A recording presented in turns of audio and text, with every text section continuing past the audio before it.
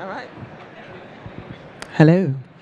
We shall kick off. I am your stage host for the next 45 minutes. I've been the host all this morning. It's been fantastic. I've learnt a lot about single-use plastics and how positive, hi Penny, how positive we feel we're doing in the industry with regards to sustainability.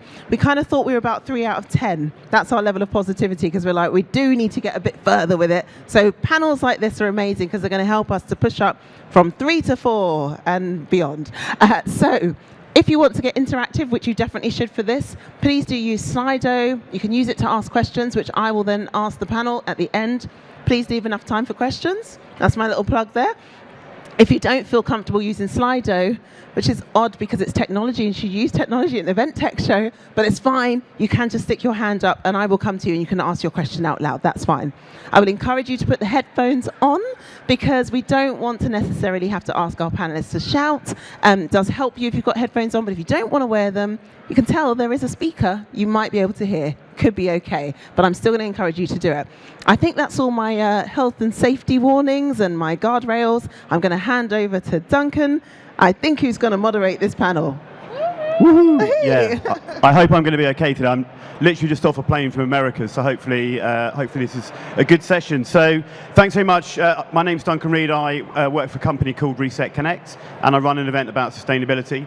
It's not just about the event sector. We get all the big major corporates, GSK, Nestle, Google, Microsoft, etc., coming to talk about what they're doing. And it's very interesting seeing the big transformation that these kind of major FTSE corporates have been doing. And that's what our event is really about. And then also we try and help these companies get a bit more investment or funding to be more sustainable. So a bit similar to this, and it's great to see so many people here. Can I say a quick show of hands before we introduce the panel? Are all of it, a quick show of hands if you're already running sustainable events? I think that's not even a 3 there. I think that from my point of view, we set up Reset Connect about 2.5 years ago, and the transformation in the industry, I think, in that 2.5 years has been pretty amazing. 2.5 years ago, if you asked that question, there weren't even a few tentative hands going up, and it's great to see, you know, all the work that's gone into making events more sustainable. I think we'll do a little bit of a run through on the panel, and then kind of I'll talk a bit more about why I think the events industry's got quite a lot to be optimistic about. So I'm Duncan from Reset. Next up, I'm Lucy, and I'm a part of Shoptalk at Hive Group. Thanks, Lucy. Ellen Osborne, I'm the ESG manager at Clarion Events. Hi, I'm Kerrie Kemp, and I'm the Global Programme Delivery Manager for Better Stands at Informa. So brilliant. So the panel up here is all event organisers. So we've got Hive, we've got Clarion, and we've got Informa, some of the biggest events companies, particularly the trade show and conference market globally. So it's really good that, and you'll see on one of the slides we put up a little bit later, some of the companies who've got behind this initial program. So we're quite excited about it. I'm saying that the 2.5 years, I think that the industry's transformed quite a lot.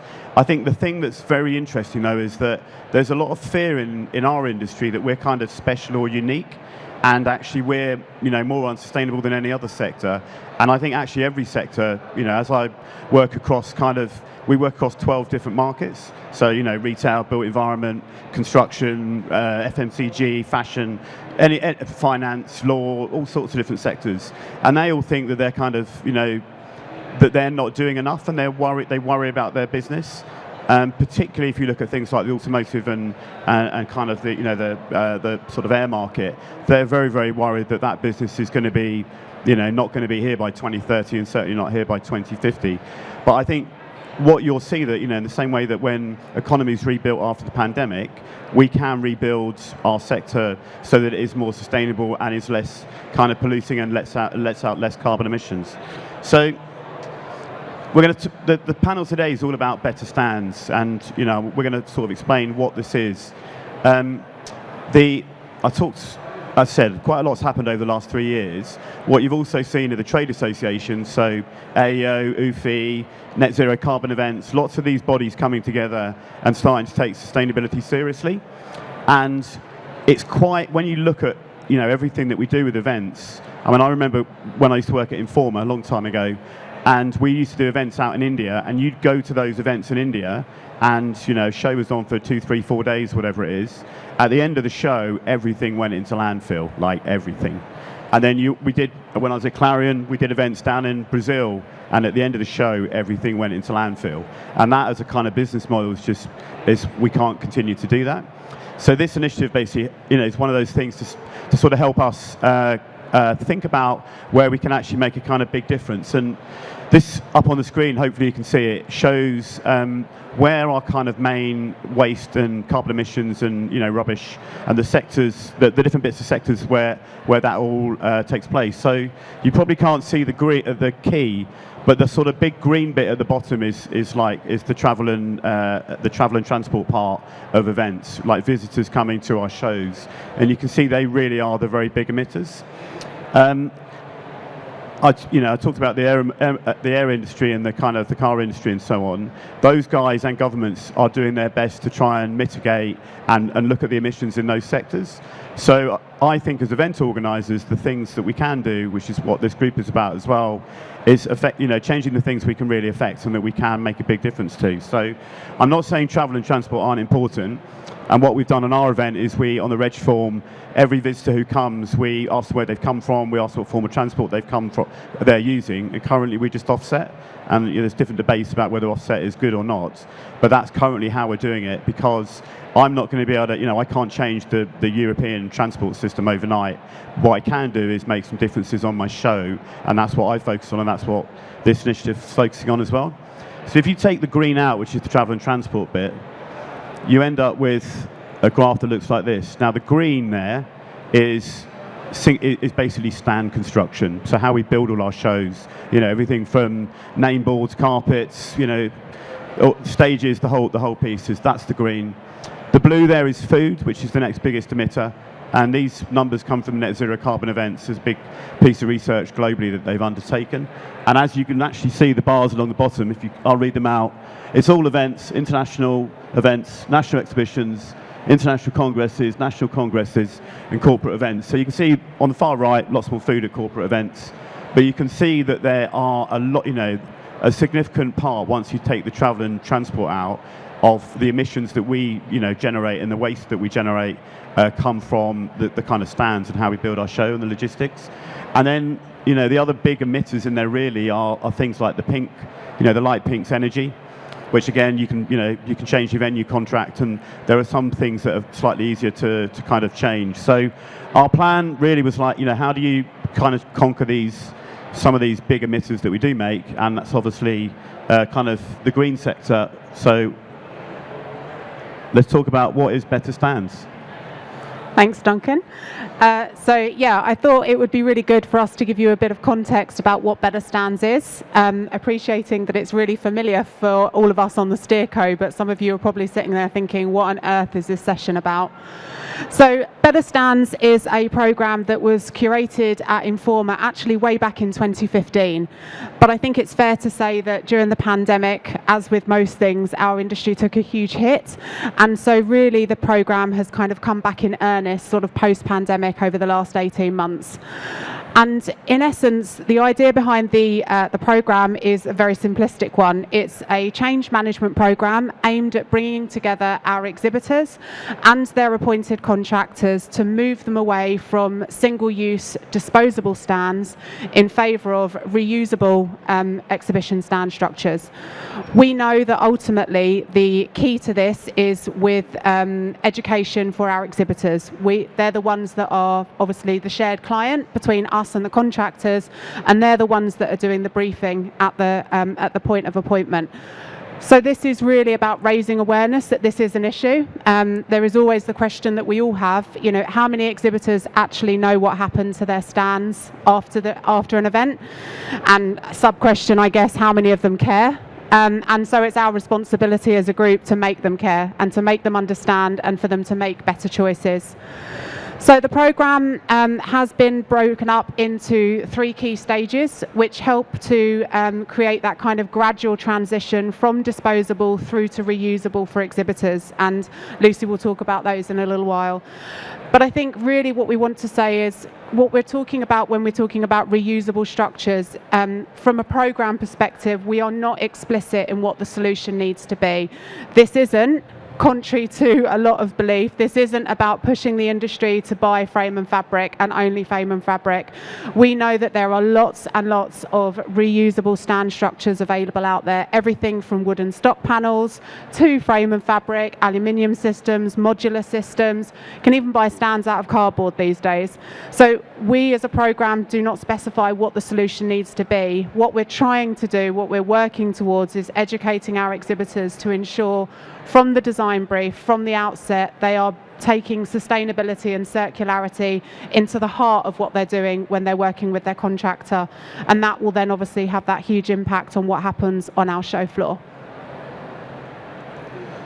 So Informa have obviously been running this programme for quite a long time, and now the plan is to really take this out into the rest of the industry. So can you talk us through, Lucy, a little bit about what does the Better Stands initiative actually look like at Informa, and maybe talk about what kind of we're looking to do as an industry? Yeah, of course. So as Kerrie said, we've broken it down. It's been broken down into 3 sections, the bronze, silver and gold. Speaking to me. Can you hear it? I don't know. Can you hear her? Can you hear me? Great. Thanks. We're broken down into the bronze, silver and gold, and it's built up of a 10-box framework. I really love this, I have to say, because it just makes it really clear and concise, and that's one of the things why I'm quite keen to move forward with Better Stands. There's a lot of information out there, and it can be quite overwhelming for exhibitors, and one of the things I feel we're trying to achieve with Better Stands is to make that communication more easily accessible and clearer. As you can see, so to achieve the bronze, you have to achieve 4 of them, and that's the walling, flooring, lighting, and furniture, and they all have to be reused or recycled. If they're not reused, recycled, or you get less than 4, it's automatically classed as a disposable stand. You then move up to the silver, where you have to achieve 8 of those points, and then for gold for 10.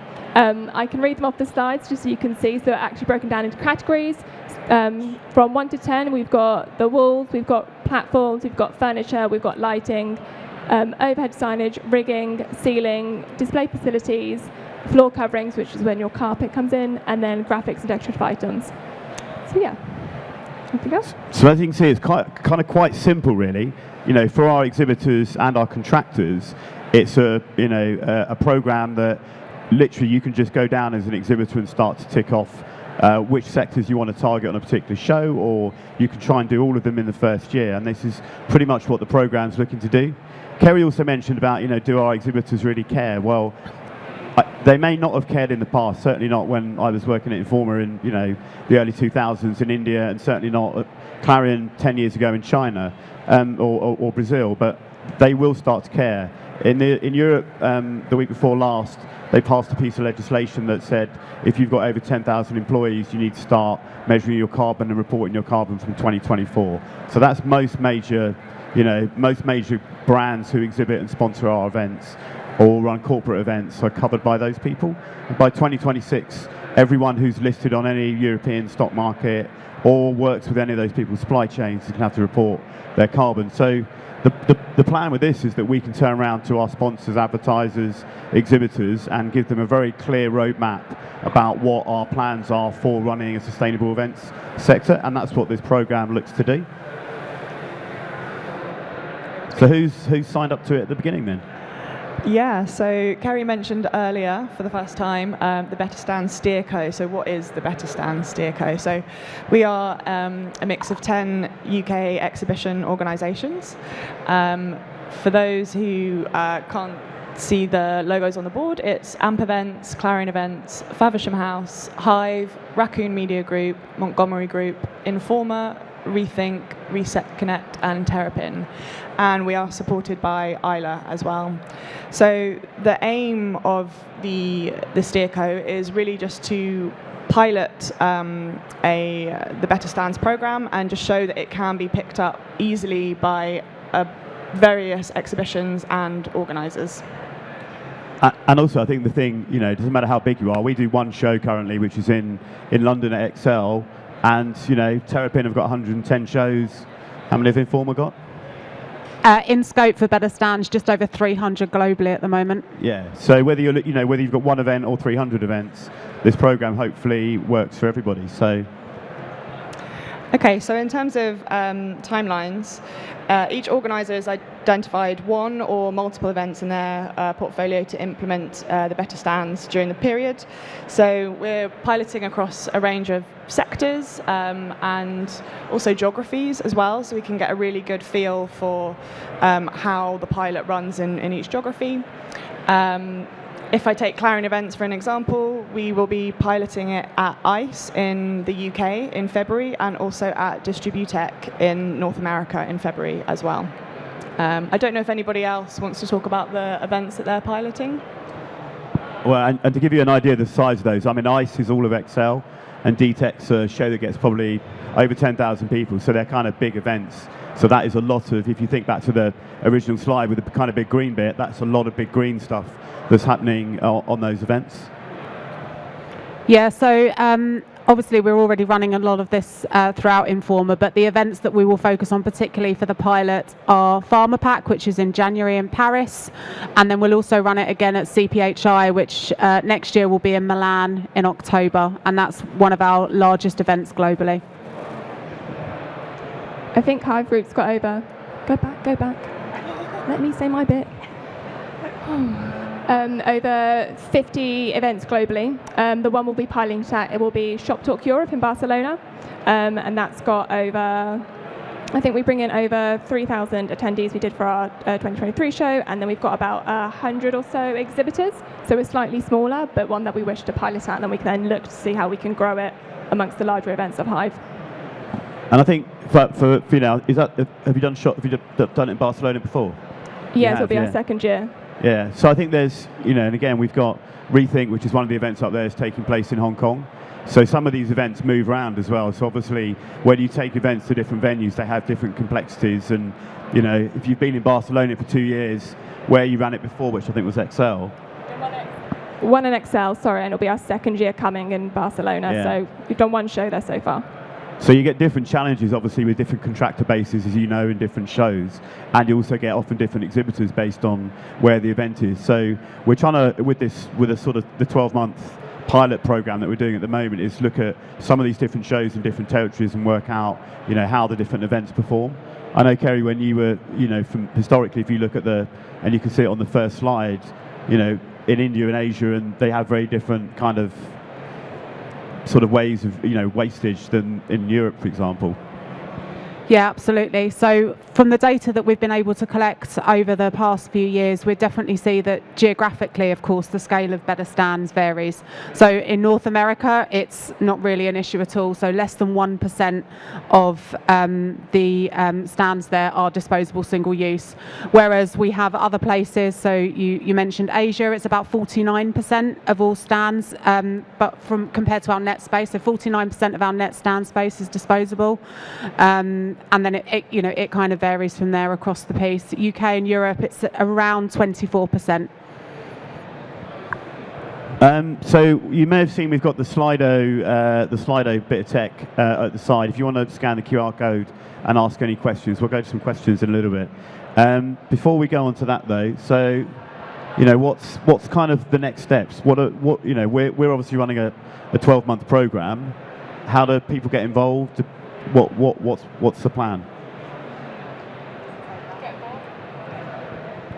Yeah, great, I can take that. So in terms of the steerco, at the moment it is a closed steerco with the 10 organisers that we've chosen, and the reason for that is we can't go too big too fast. We need to be able to, as Ellen said, we need to be able to test the theory that what we've basically done at Informa, so what is an Informa programme traditionally can actually be picked up and used by any organisation.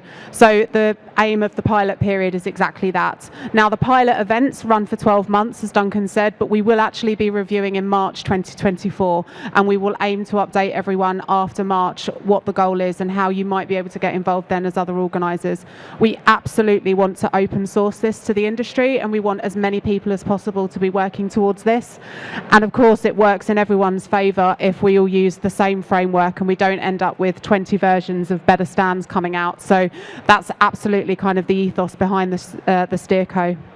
And I'd say that kind of collaborative approach is really what it's about, is what sustainability is all about. And if you've worked in this sector for any length of time, you'll start to see that.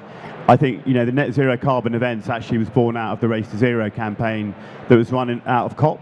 And most sectors had their kind of Race to Zero initiative. And Net Zero Carbon events was the event industry coming together. So, all the different trade associations and bodies sort of working for a common good. I think the best analogy I've heard is, the comparison is really between sort of VHS and Betamax, if anyone knows what they are.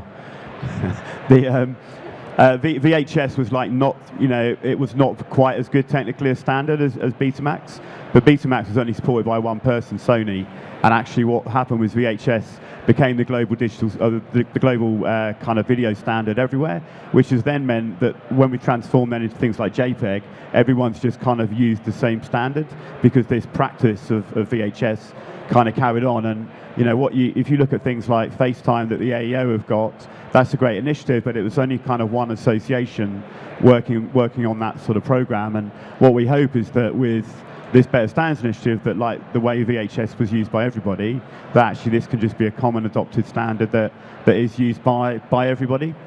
So we've got some questions coming up there already. So I think one of my first questions is, so there's all these tick boxes. Who decides how these tick boxes have kind of been done? Is this the exhibitors tick themselves, the contractors tick? Who goes around and kind of marks the tick boxes?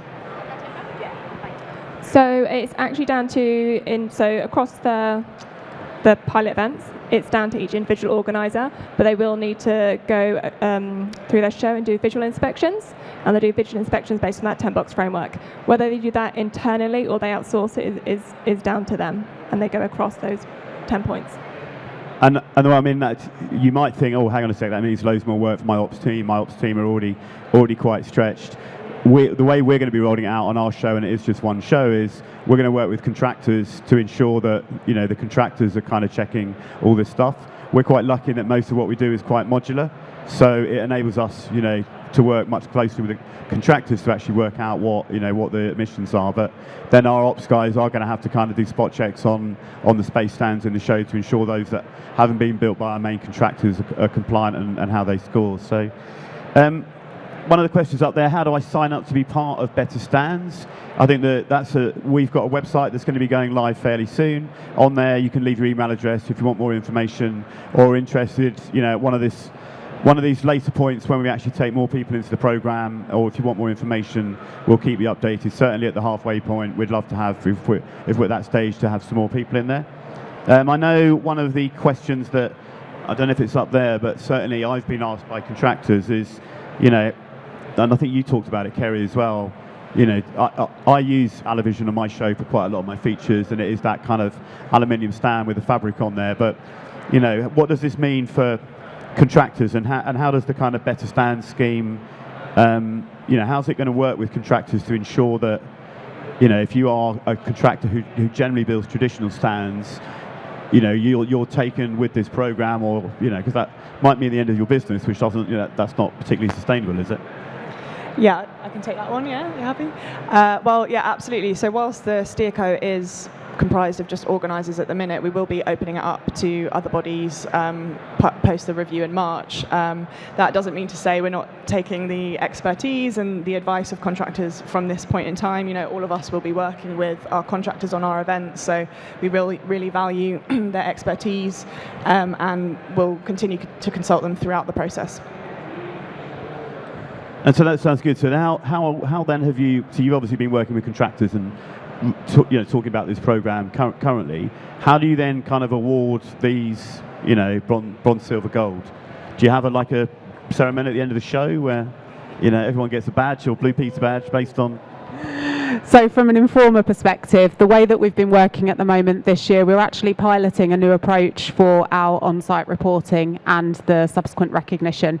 So on the 9 events that are part of this pilot, we have a dedicated team of people that come round and do the reporting for us against the 10-box framework.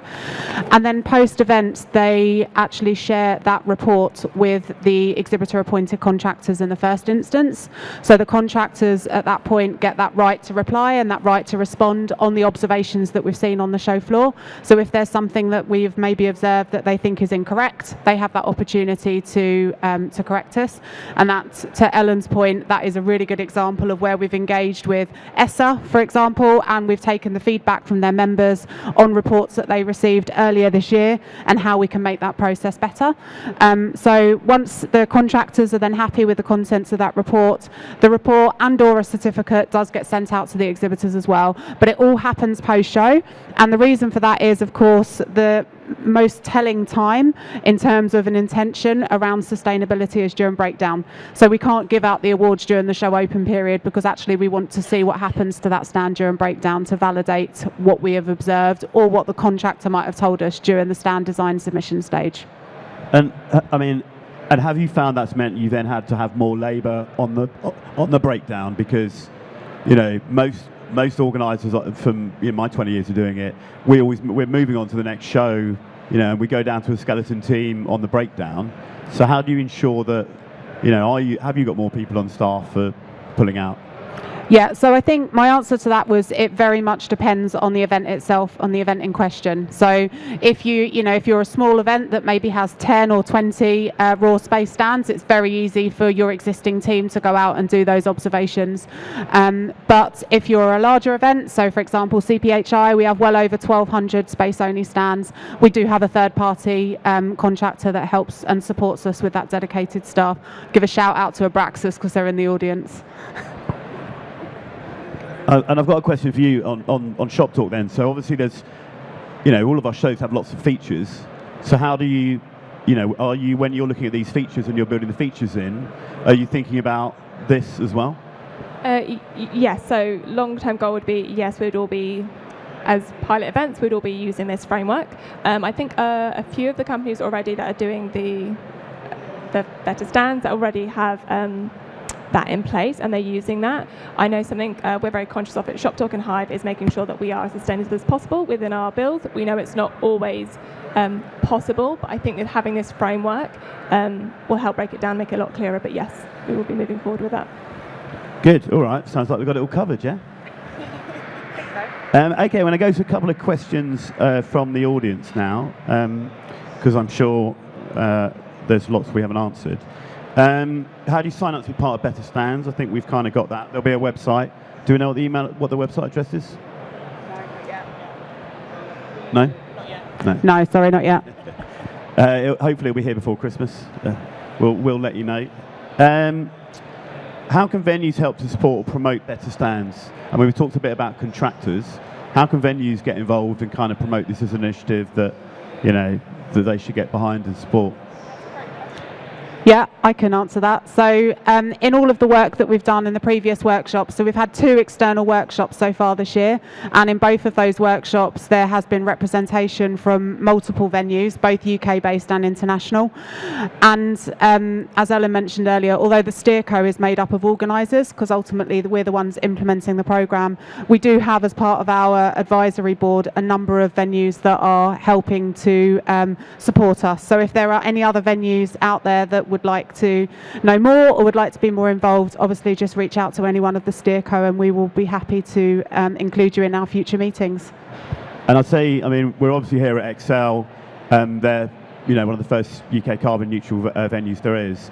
Our events here in June every year, and we run a whole load of content for event organisers similar to this.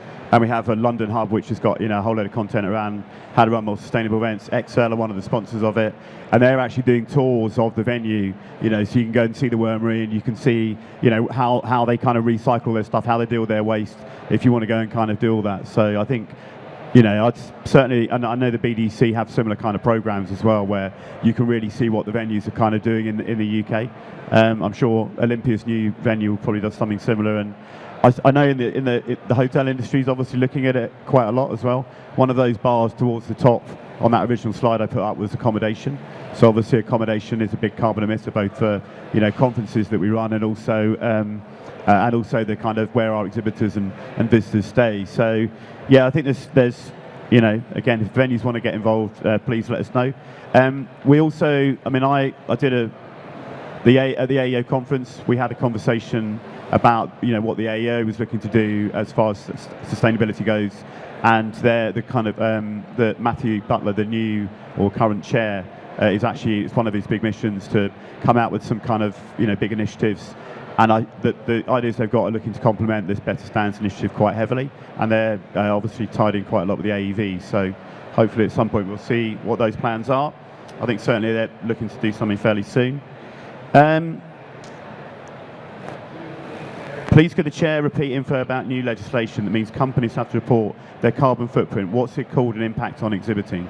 So if you Google Financial Times, there's a Financial Times article from about the 18th of November, and it talks around how the EU have passed a piece of legislation that for all listed companies over, I think it's 10,000 employees, which is something like 11,000 companies, it's over 1,000 employees and it's 11,000 companies.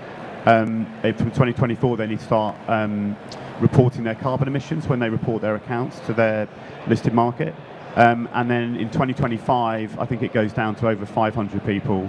In 2026 it goes down to their supply chain. So as I said, there's an FT article, it was about 2 weeks ago, and so the UK isn't affected by that, but if you look at most of the reporting legislation, that in the UK we have something called the Financial Conduct Authority, and a lot of the rules around how we report all of our information around kind of listed companies has to abide by the FCA rules. The FCA potentially are making an announcement today about kind of what their rules are around sustainability and how businesses need to report it or not report it. And whilst we, because of Brexit, are not part of Europe, the FCA stuff has pretty much followed to date the European stuff. So the fact that Europe, their European Parliament, have made these announcements, it wouldn't surprise me if we did something fairly soon. But who knows what the government is doing at the moment? So anything might happen there on that one. But yeah, I think most businesses, if you're running a trade show, you've got European exhibitors in there, so you are going to have to, pay attention to this, I think. But yeah, there's an article on the FT about 2 weeks ago. When you said you could offset at an event, how do you do this? There's kind of different views on offsetting, but there's a whole load of, there's a company called One Tribe who basically work with the Mash Media guys, who, if you're interested in understanding how you can kind of offset your event emissions, can do that. On our event, we try to minimise everything, and that, I think, when you're running an event, should be the first thing you're trying to do is reduce and reuse everything you can, and then the stuff that's hard to abate, you want to try and offset it. And for us, that travel bit is the bit that's hard to abate. Hopefully someone else gets to answer one, not just me. Yeah, so you asked about the tick boxes. I'll give this one to you, Lucy. How is the Better Stands initiative enforced? If they receive less than 4 points, will you be asked to change your approach? So if you don't get a bronze, do you get put on the naughty step? What happens? Please chime in as and when, Kerrie, because I know you've done this before, but no is the short answer. I think it's very much about educating and not pinpoint of what you didn't do. This framework is the power of hey, you did this is great, but these are all the other things that you could be doing, and it's very much an educational tool. It's not hey, why didn't you do this? So no, I don't think they're going to be penalised. It's very much a case of these are all the other things you could do and direct them into the right place. Yeah, and to continue that, I can see a point in the future where, if you were a contractor who was regularly getting golds, that would be something that went in your marketing material. So I think we regularly get, we've had 17 golds or 50 golds this year out of 51 stands, and that 51st was a platinum, which is a new one they invented just for them, or whatever it is. I think that becomes quite a strong marketing message for a contractor, that you can say, because obviously an exhibitor doesn't have necessarily the time to go and check the contractor's credibility and credentials and what it's done, and doesn't have time to go to its warehouse and wherever it might be to check whether they are actually using recycled this, and they are actually not just burning it all at the end of the show. So I think that becomes quite a strong KPI that you can then turn around and as an exhibitor know that I'm going to use white space because basically all their stuff's sustainable. So that it's bits like that. I think that. And have you started seeing that at all yet with any of the contractors in your shows, that they're starting to talk about how they've got 5 golds? Yeah, absolutely. And we've introduced kind of new product inventory to support our Better Stands implementation. We have tied in the marketing of that product inventory with Better Stands. So, for example, we've got events where we've used GES Show Ready, or we've used other alternatives. And within that, we talk about that that reaches our gold standard within the Better Stands program. So, definitely. And I think, on our show, we use white space, so I just gave them a name check. But, all the stuff that we build, 95% of all the stands at the show, because it's just a very simple modular system. From our point of view, it's very easy for us to say to an exhibitor, you can go and do your own one, or you can use our modular system, which is a gold standard. So, it makes it quite easy for exhibitors to want to just plug and play with us. Let's see what other questions we've got, if we've got many. Just to lead on from that, I just want to say, so actually really interesting when you say about contractors, when I speak with Rachel, who's doing the website, who's part of our marketing team for Shoptalk, we're actually going to be looking at as well as certificates, but promoting in terms of on social, like, hey, they got a gold, they achieved a gold, and sort of pushing that out as a information piece, but also a promotional piece for them. Thank you for that. Another question from the audience. We exhibit globally and are often tied into using the show stand builder, who might not offer any sustainable options, particularly in the US. Any advice? Clarion, any advice? I could probably jump in. I think in the US, as I mentioned earlier, we know that disposable stands is not a significant issue. Less than 1% of the stand builds that we've seen on our Informa shows in the US are disposable. So I think if you are tied into using their general service contractor, it's probably fair to say that the organiser would have done their due diligence. I know we do with our general service contractors on their sustainability credentials from the outset. But if you genuinely have concerns about the product that the organiser is offering, I would definitely be raising it with them and asking them for a sustainable option. Hold them to account as well, so that you have that choice and you have that variety in your product inventory selection.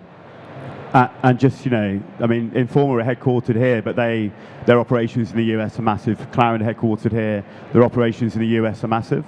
And I think, our plan is that, obviously, it's small steps first. It's the first year of the program, but we want all of the big trade show organisers globally to be using this. And they're either members of UFI or they're members of the AEO, like literally all of them. So if we can actually make the program work, we would expect all of those trade organisers to do it. So yeah, whilst you might be exhibiting at an international show, certainly for those that are not run by trade associations, most of the kind of independently run events in the US are kind of, those two trade associations. I think we've only got about 5 or 6 minutes left. Is the goal of the program for stands to be reused by exhibitors themselves? Or is it reused by the community, by any exhibitor? Yeah, so from our perspective, when we talk about gold and reuse, we just ask that it is reused by someone. So it could be that the stand is exhibitor owned, and so yeah, they're taking that back into storage, and maybe they're taking that stand around with them to multiple events. Or it could be that it's rented, and therefore the contractor takes the components of that stand back into inventory, and the contractor is the one that's responsible for the reuse. So ultimately, it's just about moving away from what I would call the traditional sort of build and burn practices that we might have seen in the exhibition industry of old. And certainly quite a lot of the stand builders and contractors I know are starting to have systems that can be used by lots of people. A couple of I can almost combine them into one question. How do exhibitors kind of benefit from, how can exhibitors benefit? We've obviously talked about how contractors can benefit because 17 golds mean maybe you get used more, but what's there to encourage in this program exhibitors to make sure their contractors using a gold standard?